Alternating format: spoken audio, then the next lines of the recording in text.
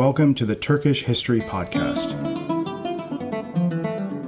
Episode 4, Divided We Fall. So last time we discussed Mukan Khan and Taspar Khan, and the united First Göktürk Khanate as it stood on Taspar's death, at the zenith of its power, the greatest steppe empire yet seen, though of course the Mongols would later have something to say about that. It was unprecedented, both in size, stretching from the Black Sea to the Pacific, and in sophistication. Never before had a steppe confederation managed to attain this level of central authority, based around the now semi-divine Ashina clan and resting upon Sogdian and Chinese models of government and administration. But sown within the Khanate were the seeds of division. Unity could only work within the east-west split between the Khan and the Yabgu if one of the two was acknowledged to be below the other. In other words, the Yabgu's second-place status was the key element of maintaining a united political system. Now this worked well enough during the reigns of Istami in the west and Mukan and Taspar in the east. These guys were essentially the direct successors to Bumin. Istami and Mukan were alive when Bumin began his revolt and when the Khanate was established. And Taspar was Bumin's son from the vaunted Chinese wife that he had received as essentially war booty upon his defeat of the Rouran. Now I think Istami must have chafed at least a little bit being subordinated to his nephews. He had been by Bumin's side from the beginning, there when he began the revolt against the Rouran, and he would have had a great deal of respect and standing in the Ashina clan and throughout the whole of the young Khanate. But this very reputation insulated him from interference from Mukan or Taspar meddling with him or overtly forcing him to bend the knee. And in addition, Mukan and Taspar had their own things to work on in China. Additionally, Istami's stunning success in the West made up for his second-place political status. He was the de facto ruler west of the Tian Shan, west of the Gobi, and he wasn't getting orders coming in from the east. As a matter of speculation, I think also knowing that this was Bumin's will, that Istami would continue as Yabgu in the west, made the whole system easier to work. But as the succession entered into the next generation, this system of dual rule began to break down. As we've discussed before, the Turks would never really develop a formalized succession system. Right up to the end of the Ottoman dynasty in 1923, the state was seen as sort of being under the collective sovereignty of the ruling clan as a whole, any member of whom could succeed. This meant that succession was always a fraught political moment, and doubly so now, when both thrones are vacated at roughly the same time. In the west, Istami was succeeded by his son Tardu in 575, about 3 years after Mukan was succeeded by Taspar. We discussed Taspar's reign last time, how under his reign the Khanate reached its zenith. But now we're going to turn to the west, where the seeds of the coming civil war have been planted. Tardu, more than Taspar, was really the beginning of the second generation of the Ashina to come to power. The first who didn't have that personal connection to Bumin, be it son or brother. He was instead Bumin's nephew, Istami's son. Now Tardu had ruled as Shad, or as governor, under his father, overseeing a portion of the western Khanate. Tardu was ambitious, capable, strong-willed, and utterly ruthless, which, as we will come to see over and over again, are qualities that when found in a second fiddle in the context of a Turkish succession crisis, are basically a recipe for civil war. I think it's fair to say from the beginning, Tardu had no intention of being second to anyone. But at the time he came to power, Mukan was still Khan in the east and would reign for another 3 years. And in any event, Tardu had to consolidate his own rule in the west. There are some references to revolts among the western Turkic sub-tribes and sedentary peoples in the early years of his rule, but we don't have good records. It's almost unimaginable, though, that they didn't occur. After the death of Istami, many peoples would have taken a chance to see what they could get away with. Tardu probably spent his first years as Yabgu traveling widely in the western Khanate, to threaten, reassure, and pressure the tribes and people of his half of the Göktürk state. Then, when Taspar was Khan in the east, Tardu bided his time. I think he realized that Taspar's legitimacy was rock solid, both because of his direct connection to Bumin and because of his success in manipulating the Chinese states and entrenching Turkish power over northern China. Instead, Tardu looked both west and south, to Byzantium and Iran. When we left off in episode 2, the Roman embassy led by Zamarkas had met with Istami, and the Turks and the Romans had agreed in principle to attack Iran together. But then Istami died, and the status of their agreement became unclear. So in 576, the Romans sent another embassy, led by a certain Valentinus, to the Göktürk, that is, to the western court under Tardu. At this point, Tardu had been Yabgu for less than a year, and it had only been a couple years since the Zamarkas mission. Since then, the Romans and the Persians had become deeply engaged in their latest round of bloodshedding, which started less than a decade into the so-called 50-year peace in 572. The cycle of violence that this would begin would prove to be the last between the Romans and the Persians, the last in a long series of totally pointless and destructive wars that would eventually leave both empires depleted and nearly broken, with even the victors losing. Valentinus was sent to the Turks to convince them to join the fight against the Sassanids. Indeed, both empires were searching for allies on the periphery of the other. Romans attempting to get the Turks to join up, Persians trying to get the Avars to join up, and both trying to get various Arab tribal confederations on side. But the Arabs were a secondary concern. I mean, who in their right mind would ever expect the Arabs, of all people, to pose a threat to the two great empires? I mean, come on. So this mission of the Romans to the Turks didn't come out of the blue. There had been continuous contact with the Byzantine Empire since the early days of Istami's western conquests. Menander, for example, tells us that at the time, quote, Turks who had been sent by their various tribes on various occasions had been in Byzantium for a long while, end quote. Menander also said that the mission in 580 was not the first embassy to the Turks led by Valentinus, and he had been on 2 earlier missions to the Turkish court. So clearly this was an ongoing relationship. Valentinus's embassy left for Central Asia by traveling by boat from Sinop in northern Anatolia on the Black Sea coast up to the Crimea, taking about 106 Turks with them, probably to act as guides and as translators. From there, they traveled by horse across the steppe, passing through the lands of various sub-tribes of the Göktürk. Menander reports that the western lands of the Göktürk Khanate were divided into 8 parts, and that the leaders of these 8 parts were appointed by the Khan, and moreover, one of them was a woman. This is the first mention of a woman wielding political power in Turkish history. Though in time powerful mothers and wives of sultans would bring about the so-called Sultanate of Women, at this time, political power was essentially exclusively male in the Turkic world. Unfortunately, we know nothing about this woman, other than that her name was Akkagash, and she was a member of the Ashina clan sent to be the Shah over a portion of the western Turkish Khanate. The only other thing we can say for sure is that she must have been incredibly impressive to have risen this far in such a patriarchal time and place. Valentinus eventually came before Tamgan, Tardu's brother, who had been appointed as a Shah over the westernmost areas of the Khanate. As Tardu's brother, he was also the son of Istami, and was still in official mourning for his father, who remember had just recently died. Valentinus brought up the alliance that had been made with Istami and said basically, hey look, we already concluded an alliance here, and you said whoever is our enemy is your enemy. So really you should go and attack the Persians. But Tamgan and the Turks were not entirely happy with the Romans at this point.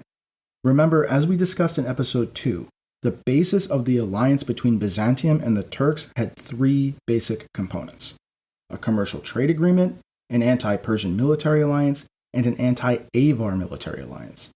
The Turks had not forgotten about the Avars, who had fled them as refugees and established their new Khanate on the Hungarian plain, which the Turks had just never accepted.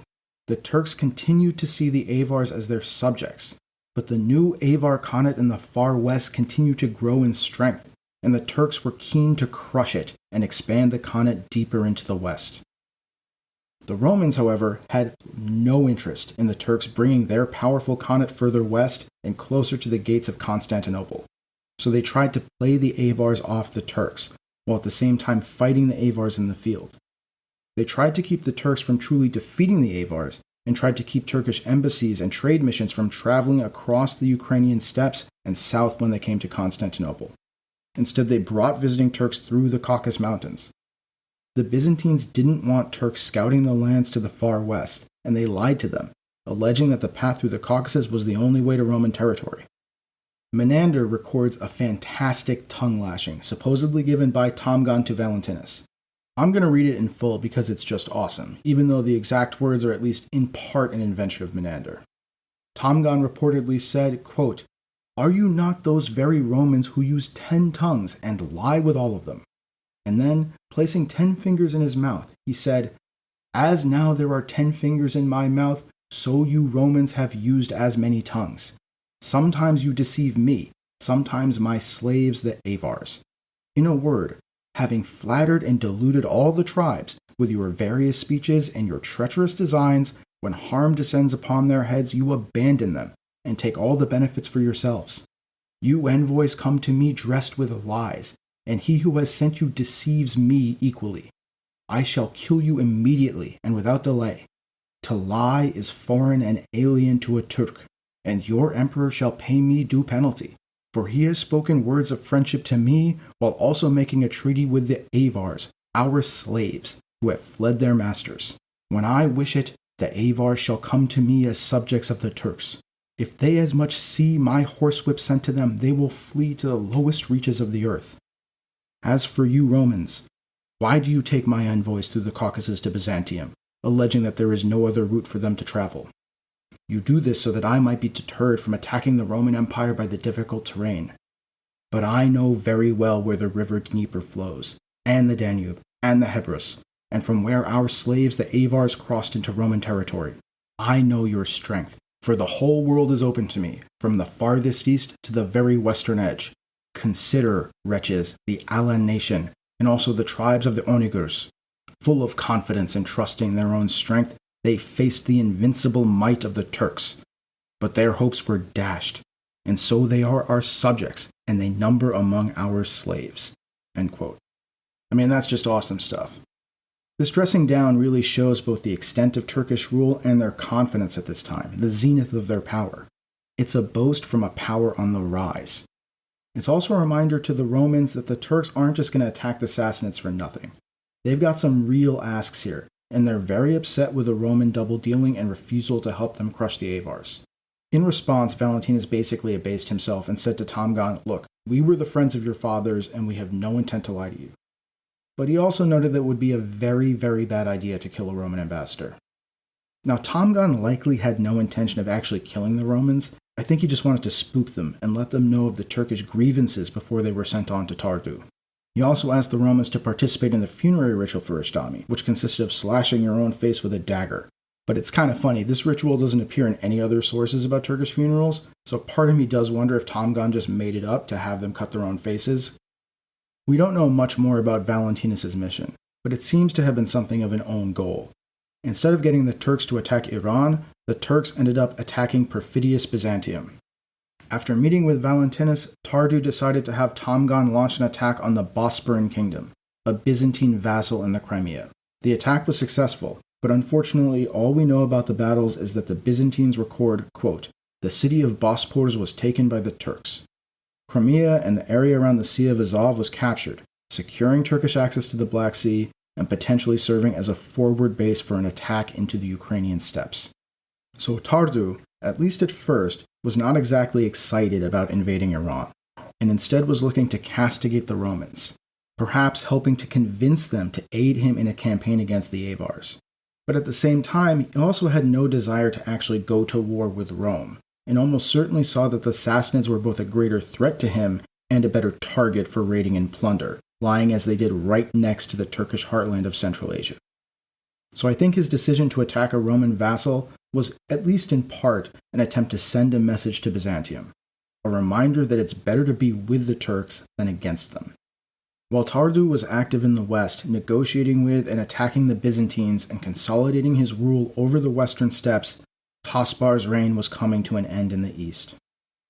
Remember, Taspar had overseen the zenith of the united Göktürk Khanate and had wielded power over the northern Chinese dynasties.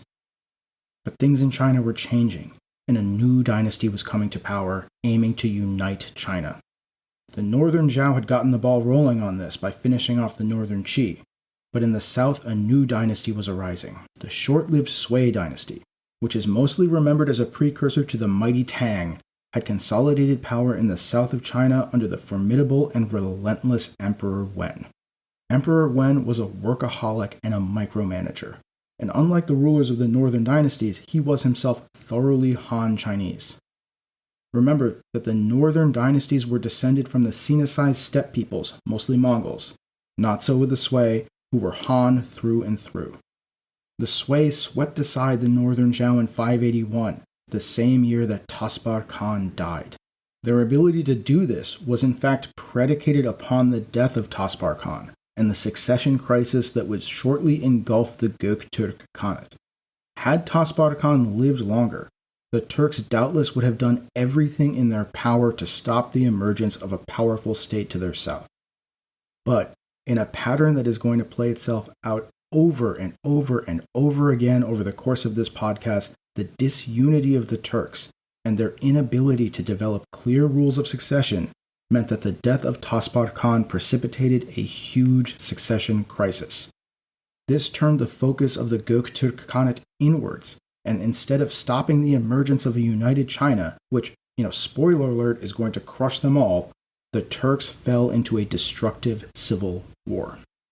So Taspar died in 581, and the news of his death spread across the steppes. Immediately, the Khanate fell into a political crisis.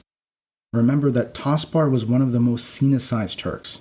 His mother had been Chinese, his wife was Chinese, he was a Buddhist. And it wasn't just him, it was his whole family. His son Amrak was in fact 3/4 Chinese and grew up steeped in Chinese culture and the Chinese way of life. And during Taspar's reign, there had been a general turning away from Sogdian and Turkish steppe culture and towards Chinese culture, especially in the east. Now, as we've discussed, this is something that is very common throughout steppe empires, the continuous cooking of the barbarians, as the Chinese would say. The barbarians adopt more and more of the customs of the sedentary peoples they rule over. And this, in turn, leads to tensions with the less cooked steppe nomads, those who did not assimilate to the sedentary culture. We can call this the modernist-traditionalist divide. But Taspar had been very mindful of the divisions in the Khanate, and it appears that he wanted to appoint someone who could be a compromise candidate, acceptable to both the East and the West, and acceptable to the modernizers and to the traditionalists. But more than any, ideological or quote-unquote ideological differences, what really caused the coming civil war, more than anything else, was the disordered succession system. There could be only one, but it could be anyone. And as the empire grew rich, as the West became self-confident and powerful, the thought of being ruler of the whole became too powerful to resist, and the thought of submitting to another became too terrible to contemplate. So Taspar attempted to bequeath the throne to his nephew, Apa Khan, the son of Mukan Khan. But this was not uncontested. Amrak, Taspar's son by his Chinese wife, also claimed the Khanate, as did Ishbara, who, as you'll recall from last episode, was a son of Mukan who Taspar had appointed to be a sub-Khan in the east of the Göktürk domains, ruling over a part of Manchuria and northern China. As there was no formal succession system, Apo, Amrak, and Ishbara, as members of the Ashina clan, would each have a claim. And so, in this context, a great Kurultai was called upon the death of the great Khan Taspar to try to sort this all out. The Kurultai, that great assembly of the Göktürk Khanate, met at the Holy Mountains and semi-capital of the Khanate in Ötüken. All the tribes of the Khanate, though not the subject tribes or the sedentary peoples, would have sent either their leaders or emissaries to decide who should succeed the dead Taspar as lord of the grasslands. And even though the subject peoples would not have had a right to participate, they definitely would have sent emissaries, for a Kurultai was a singularly important moment on the steppe, when all of the nomadic power, usually spread wide across the grasslands, always on the move, always dispersed, became, for a brief moment, static and completely fixed in place. This was the time marriages, alliances, trade deals, and other relationships were made, broken, cemented, and remade. Even if you didn't have a seat at the table, you'd want a seat in the audience. And you'd want to see if maybe you could influence the outcome. So imagine great hosts arriving from the western steppes, from the Khazars, the Oghuz, and the Karluks, from the eastern steppes, from the Uyghurs and the Khitan, emissaries from Chinese courts, and from Sogdian city-states, from Bactria, maybe even ambassadors from Iran and Byzantium. Members of the Ashina clan from both east and west would have joined, most importantly those vying for the throne, And they would have not just gone themselves, but they would have brought retainers, gifts, slaves, treasures. Those trying to gain the throne would have needed to argue and bribe and cajole the Kurultai into supporting them.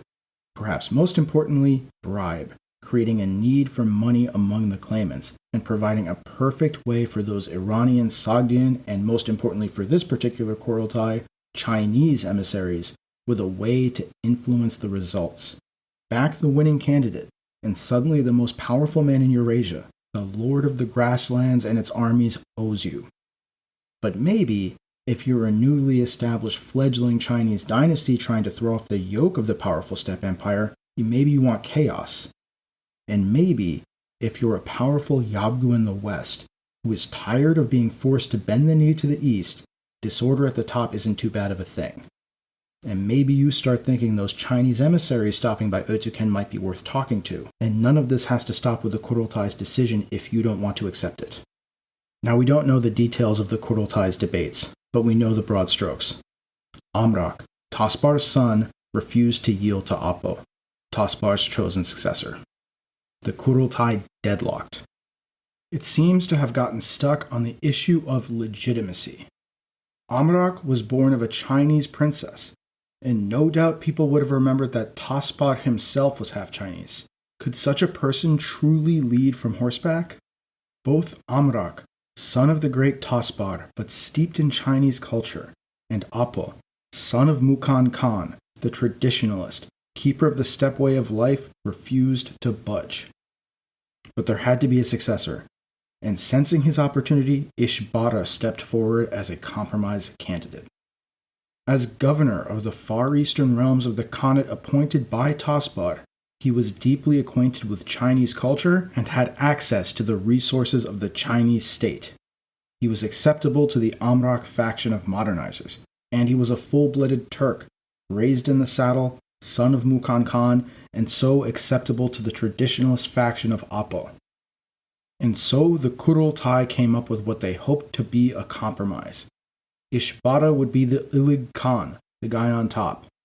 Amrak Khan would be a second Khan under Ishbara, ruling over the central and eastern areas of the eastern part of the Khanate. And Apo Khan would be made a lower-ranking sub-Khan of both of them, ruling over the western part of the eastern part of the Khanate. Tardu would remain on in the west, now the sole uncontested ruler of the largest part of the Khanate. On the surface, this solved the problem. The Book of Sway reported that, quote, Ishbara was brave and won the hearts of his subjects, and all the northern barbarians submitted to him, end quote. But under the surface, this settlement, probably the best the Kurultai could have done given the conflicts at play here, was inherently unstable. Yes, there was an Ilig Khan in Ishbara, but his rule over the east was in effect split with his two underbosses, each of whom was appointed not by the Khan, but by the Kurultai. They each therefore had for themselves the legitimacy of the Kurultai decision, and they couldn't just be gotten rid of easily by Ishbara. Also, now the two under-Khans are bitter rivals with each other, and angry at Ishbara for swooping in and taking the top spot from them. And that leaves Tardu in the west, now the strongest of the bunch in real terms, despite being nominally underneath Ishbara. And he has a real incentive to make sure this whole delicate balancing act in the east doesn't work. And spoiler alert, it's not going to work. Almost immediately, the three Khans in the east fell into dispute, very much helped along by Tardu, and importantly, the young Sway dynasty. Now, Tardu had no intention of ever truly recognizing the results of the Kurultai, and the evidence is that he never really accepted that Ishbara was his overlord. From the death of Taspar on, Tardu was focused on two goals. One was expanding the power of the Turks westwards and southwards towards Byzantium and Iran, and the other was becoming the Ilig Khan of the whole Turkish Khanate himself, to see to it that the line of Istami replaced the line of Bumin. Amrak was the first one to drop out. The Book of Sway says, quote, Apa Khan, having not secured the succession, was at heart unsubmissive to Amrak, and on several occasions sent people to revile him. Amrak was powerless to control him, and therefore abdicated in favor of Ishbara. There's no real record of what happened to Amrak after this, but it seems likely that he lasted on the throne for less than a year, Maybe he returned to China, the land of his mother. Tardu then began to cultivate Apa Khan as a way to undermine Ishbara. Meanwhile, like a mischievous child eyeing a tottering Jenga tower, Emperor Wen of the Sui, who that same year had crushed the northern Zhao, usurping their power and firmly founding his new dynasty, this relentless workaholic began poking at the bricks of the tower from the east. This new Sui dynasty was of course a threat to Turkish hegemony over northern China. And Ishbara was also not a huge fan of the Sui. His wife was a northern Chinese princess who hated the Sui for their conquest of the northern dynasties. There's also some indications that Ishbara welcomed refugees into his court from the Chen, that southern dynasty that the Sui had crushed. And Ishbara no doubt had his wife telling him all about how terrible the Sui were the whole time. So Ishbara's position was undermined, with both the Sui and Tardu cultivating Apa Khan. To solidify his shaky rule, Ishbara launched a massive raid against the Sui in 582. It had two real goals: provide the Turks under his rule with booty as a way to reward them and solidify his rule, and to put the Sui in their place. And it appears to have been a huge success. Chinese sources say that the Turks carried off basically all of the livestock of northern China. But it didn't actually solve Ishbara's problem. The succession crisis was not fundamentally a fixable problem as long as Apa Khan remained alive. Ishbara would always have to deal with his subordinate. In response to this raid, in 583, less than 2 years into Ishbara Khan's reign, Emperor Wen commissioned his brother, Yang Shuang, to launch an attack on Ishbara Khan. Ishbara called upon Apo to fulfill his duties and to fight for the Khanate, which Apo seems to have done. But Ishbara also wanted to use this as an opportunity to get rid of him. So while Apa Khan was fighting the Sui, Ishbara essentially stabbed him in the back and attacked all of his people in an attempt to consolidate his power, to cut the knot and solve the problems caused by this messy succession. This attack would be the attack that kicked off the civil war that would last for 20 years and would forever break the Göktürk state. Ishbara's double cross was not successful. Apa Khan and his retainers fled west to Tardu, who was of course more than willing to help them out. For their part, the Sui were of course loving this. Emperor Wen had no interest in helping any one side win the civil war. He wanted a divided step as he completed his unification and consolidation of rule in China. Tardu also loved it. As the East weakened, the West, unified under his rule, could claim the top job. It was time, finally, for the line of Istami to replace the line of Bumin and become the lords of the grasslands. Ishbara knew that his position was weakened after his failed destruction of Apa Khan, and so he launched a purge of his enemies in the Khanate. This purge was deep and wide. It targeted anyone who could be a threat to Ishbara. Apa Khan's longtime supporters, including powerful members of the Yashna clan who served as shads, fled west to Tardu. And it is here that the break between East and West became permanent. Ishbara sent messengers to Tardu saying, I, the Ilig Khan, demand that you send me Apa Khan and his supporters. And Tardu, who was already basically in quasi-revolt, defied Ishbara, the person who claimed to be his nominal overlord. He said, no way, come and take them. The civil war, which started initially as a limited conflict in the eastern half of the Khanate between Apa Khan and Ishbara, had widened. It now morphed into a war between the eastern and western halves of the Göktürk state. And so, in 585, Tardu, along with his brother Tamgan, launched an invasion of the east. The previously united Göktürk Khanate was sundered. Tardu and Tamgan were claiming that this war was made to restore the rights of Apa Khan. But in reality, it was about establishing themselves, the line of Istami, as lords in the east. The western armies swept east, and in 585, Tardu and Tamgan's forces met Ishbara's army near the holy mountain of Otukan, deep in the inner sanctuary of the eastern half of the Khanate. There, they inflicted a shattering defeat on Ishbara. His armies routed.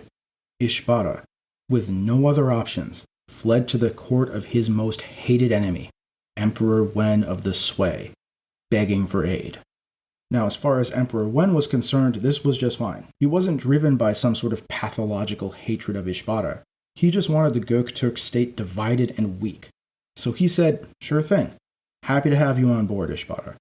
And he accepted Ishbara as a vassal, which must not have made Ishbara's wife very happy. This was also a moment of great importance for Emperor Wen. Remember, the Sui were the first native Han dynasty in a long time, and the submission of the Great Khan was a way for Emperor Wen to confirm the mandate of heaven had settled on the Sui and a symbol of the liberation of the Chinese from the barbarian yoke. Now, Tardu, of course, had no intention of putting Apa Khan on the throne above him, but it seems like he didn't want to just drop him entirely. Perhaps he wanted to use him as a puppet Khan that he could use to rule the east in the short term. So as Tardu returned to the west, he left some forces in the east to maintain his strength and support Apa Khan. But Apa Khan was far less successful in the wars against Ishbara and his new Sui allies than Tardu had been. By 587, a mere 2 years after Ishbara's defeat, Apa Khan had been defeated and driven back to Bukhara, one of the great Silk Road cities in the west ruled by Tardu. But his defeat did not mean the restoration of Ishbara, because Ishbara himself also died in 587 while residing in the Sui court. Tardu, at this time, likely claimed the throne for himself, and appears to have appointed as Sub-Khan, the brother of Ishbara, Shaba, to rule in the east, but this was not universally accepted.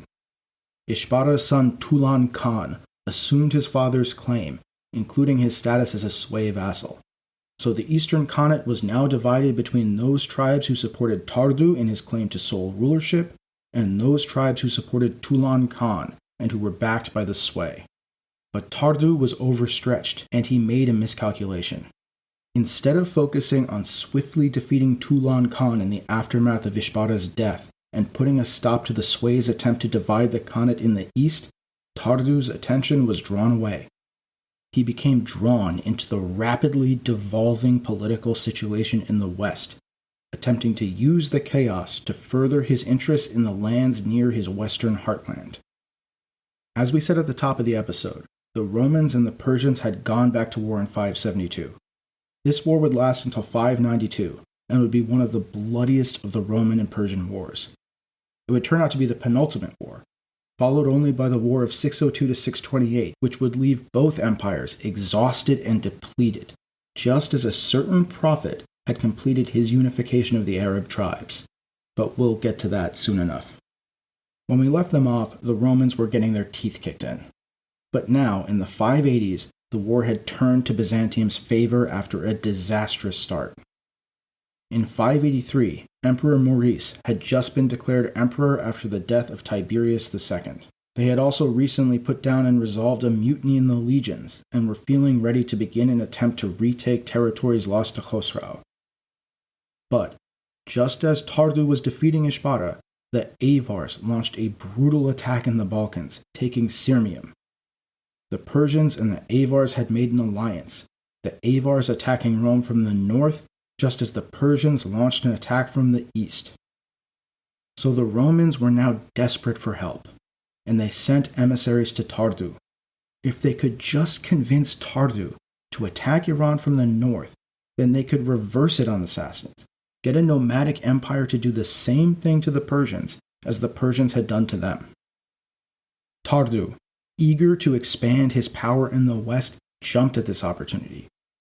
Likely, he was concerned about Sassanid influence in the Silk Road cities and hoped to expand his power deep into Bactria. If he could completely lock down Bactria and the Silk Road cities south of the Oxus, when combined with Tomgan's conquests around the Black Sea, the Turkish Khanate would have sole control of the trade routes from China to Europe and the Middle East. The resulting war would be only the first of a series of wars between the Turkish Khanate and the Persians. Wars made in alliance with Rome, but for the glory of the Khan. And ultimately, this Byzantine-Turkish alliance would be victorious over the Persians, though, as we will come to see, neither the Romans nor the Turks would ever really taste the fruits of this victory. The first Turkish invasion in 588 was led by Shaba, the brother of Ishbara, who Tardu had raised up as Khan beneath him in the east. It was conducted in concert with Roman invasions of Iran from the west and assaults by Rome's Arab allies into Mesopotamia, and from Rome's allies in the Caucasus into northern Iran. the Turkish hordes crossed the Oxus and moved south. The Turks made for the city of Herat in modern-day Afghanistan, one of the key cities in Bactria and a central point on the Silk Road. They quickly secured its submission. At this point, the Sassanids had assembled their armies in Marv, today in Turkmenistan, to the north and west of Herat, between the Turkish army and the Central Asian steppes north of the Oxus. Upon learning about this, Shaba, who the Persian sources call Saveh Shah, turned his forces back to the north to march on the Sassanids. The Shahnameh says, quote, Saveh Shah advanced from Herat with elephants, war drums, and wealth. To number his troops, count to 1,400 times. From the plain of Herat to Marvrud, the land was filled with his warriors, as dense as the warp woven with the weft. End quote. As Shaba was marching on Marv, the Romans were advancing from the west, reconquering areas in the Middle East that Khosrau had taken. Shah Hormozd, the Sassanid Shah of the time, was himself related to the Ashina clan. He was the grandson of the Turkish wife sent by Istami to Shah Khosrau earlier, and he knew just how terrifying the Turkish armies were, and he worked desperately to raise forces to combat this multi-pronged invasion. According to the Shahnameh, he summoned his nobles and priests and said that this was the most dire situation Iran had ever been in. These nobles and priests then agreed with Shah Hormozd that the Turks were the biggest immediate threat, and that they needed to do whatever they could to defeat them before turning around to defend the Middle Eastern territories from the Romans. Shah Hormozd also tried to play for time. He tried to get the Romans or their vassals to give up the campaign so he could focus the state's resources entirely on the Turks. Shah Hormozd gave command of his armies to Bahram Chobin, the great general, also called Mehrabandak, which means servant of Mithra. Bahram is one of the greatest heroes of Iranian history, and one of the greatest characters in the Shahnameh. He would even briefly serve as Shah himself. As a wildly popular, successful general, Shah Hormozd greatly distrusted him, and for good reason. Bahram would eventually lead a rebellion against him. But for now, Shah Hormozd was out of options. He had no choice but to give Bahram the command and hope that he could defeat Shaba and the Turks. Bahram took over the Persian armies in Marv and began marching towards Herat. They came into contact with the Turkish army near Herat in April 588. According to the Shahnameh, because Shah Hormozd was afraid of both Bahram and Shaba, he sent flattering letters and gifts to Shaba, trying to trick him into thinking that they could work together to defeat Bahram. And because of this trickery, Bahram's forces had time to reoccupy Herat as the Turks were waiting for Hormozd's aid and assistance. But if any episode like this occurred, in reality it was probably Hormozd trying to actually cut a deal, or at least hedge his bets. Both the Shahnameh and the history of al-Tabari, an important early Islamic source written in the 800s, also have Shaba trying to get Bahram to switch sides and make an attempt on the throne. So instead of a straightforward story of an Iranian state facing a Turkish horde, we should think of this as a dance of three parties: an Iranian army, a Turkish army, and the royal court of Iran, all sending each other messages trying to see who would give who the best deal. Ultimately, Bahram chose to remain loyal and to try to defeat the Turkish invaders. In one of those genius maneuvers of generalship for which he is justly famous, Bahram was able to maneuver his army between Shaba and the city of Herat and into a narrow pass. In this narrow pass, the mobility of the Turkish steppe archers was greatly diminished. Shaba was therefore unable to effectively deploy the Turkish cavalry, their greatest military asset. Hemmed in, he was badly defeated by Bahram. With no option, the Turks fled north, back to the Turkish Khanate north of the Oxus. Bahram was able to reconquer all of Balkh, modern-day Afghanistan, and re-establish Persian rule south of the Oxus. The Shahnameh actually says Shaba was killed in this battle, but this is almost certainly not true, as Ferdowsi likely broke up the real Shaba into two characters so that one could die in this battle for artistic purposes.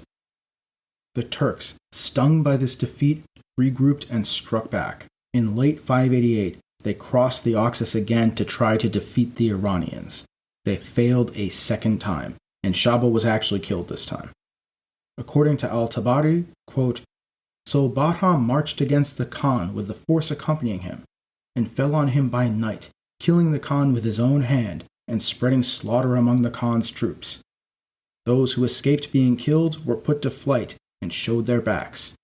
They left behind their encampment, their wives, their children, and their goods." End quote. Al-Tabari goes on to say, quote, "Bahram had seized the Khan's crown and diadem, and had conquered his country in the land of the Turks." End quote.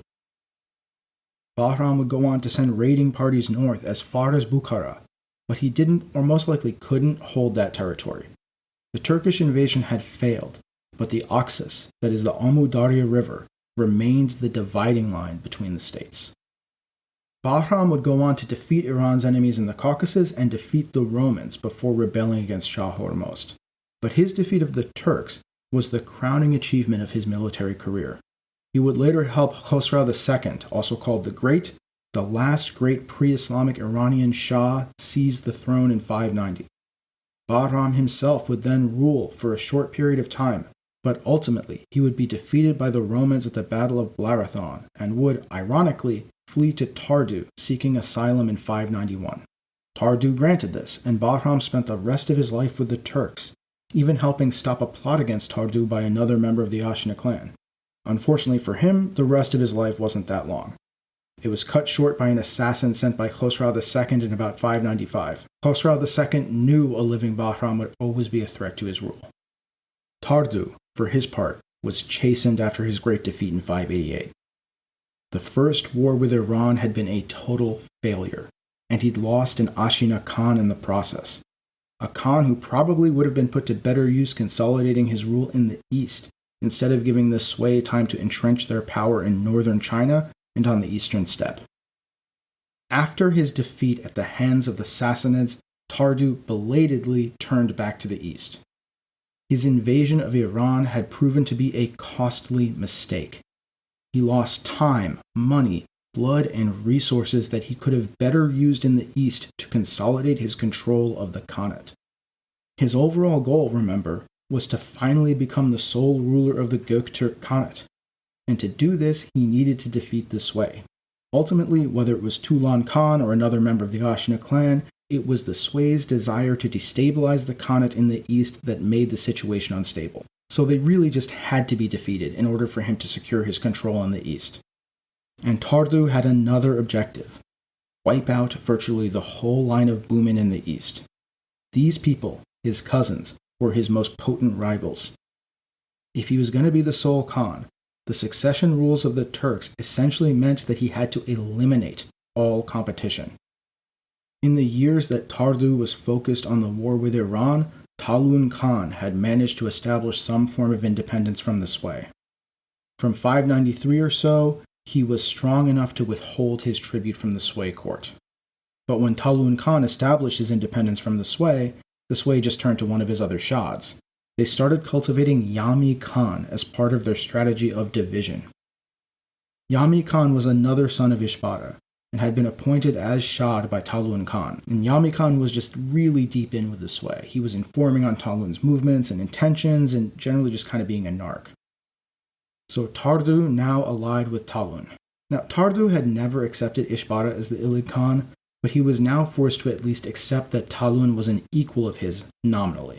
He wasn't going to accept being below Talun, but perhaps a formula of there being two equal Khans, one in the east, one in the west, would work. That is until Tardu could of course figure out how to betray Talun and have him killed. Long term, he was not going to accept anybody ruling with him. With this agreement in hand, Tardu sent his forces east, and in 597, the combined arms of Tardu and Talun defeated Yami's forces, and Yami was forced to flee to the Sui court, where the Sui declared him Khan. A puppet Khan that they would just hold in their pocket. See a pattern here? The Sui just keep meddling with the internal affairs of the Göktürk Khanate, doing whatever they can to divide and weaken the state. The only real solution was to defeat them, and force them to bend the knee. But it wasn't entirely clear if Tardu actually had the power to do this after losing that war with Iran. But he had to try, and so 2 years later, in 599, Tardu and Talun invaded the lands of the Sui directly, to great success. No doubt they had been continually raiding the Sui by now, but this was just a much, much bigger invasion. It was an escalation of the war. But then, shockingly, Talun died, murdered by his own men. Certainly Tardu was behind this. He now felt secure enough to do away with the need for a partner in power. Tardu, as ever, aimed for sole rule, and he briefly achieved it. From 600, Tardu was the sole Khan of a reunited Turkish Khanate, the last Khan of a reunited Turkish Khanate, and the last man to rule the steppe from east to west, from the Black Sea to the Gobi, until the successors of Genghis Khan 600 years later. But it would not be for long, because to secure himself, Tardu knew that he had to inflict a defeat on the Sui to stop their meddling once and for all. Hopefully, he could also get his hands on Yami Khan and finish him off. In 601, therefore, a mere 1 year later, Tardu assembled a massive horde and marched east. He came to the walls of Chang'an, the Sui capital, and put it to siege. But the Sui did not just sit there. Think about this from their perspective. Over a period of 3 years or so, they had been at basically constant war with the Turks. And now the one thing they'd been trying to avoid, the unification of the steppe and a massive invasion of an organized Khan, was upon them. So they sent emissaries off across the steppe to the Karluks, to the Kangar, to the Anuors, to the Bulgars, to the Tuyuhun, and most importantly, to the Tiele. These embassies came bearing gifts and a message: rise up and destroy Tardu. And this message was successful. No doubt Tardu's rule was becoming unpopular. Massive wars to invade Iran and China are not cheap.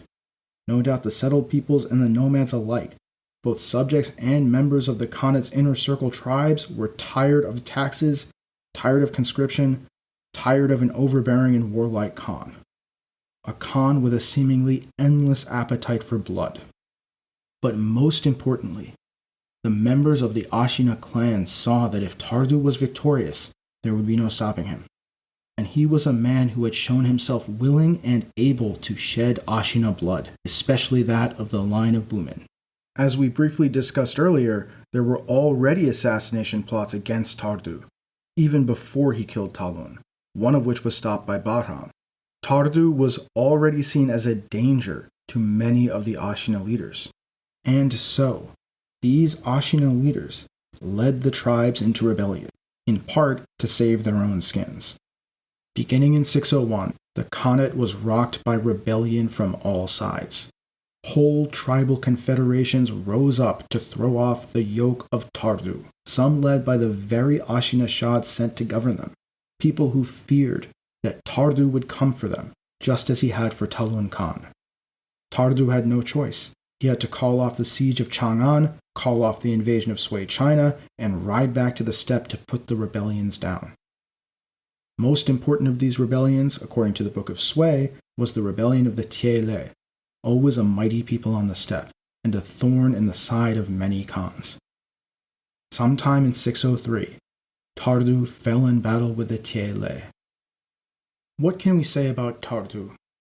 He was clearly a skilled Khan in some ways. His biggest mistake was probably launching a war with Iran instead of focusing on the east and securing the Khanate. He was ambitious and ruthless, but ultimately he was too ambitious and too ruthless. His very successes convinced the leadership of his own clan that he was too dangerous to be left in power, and so he was overthrown. Even more than that, his inability to accept the second-place position in the Turkish political structure doomed the state by leading it to the civil war. In other words, Tardu's skills led him to many tactical victories, but ended in a strategic catastrophe for him and for his state. When he died, the United Khanate died with him. Now, there was no real reason that this had to be the case, necessarily.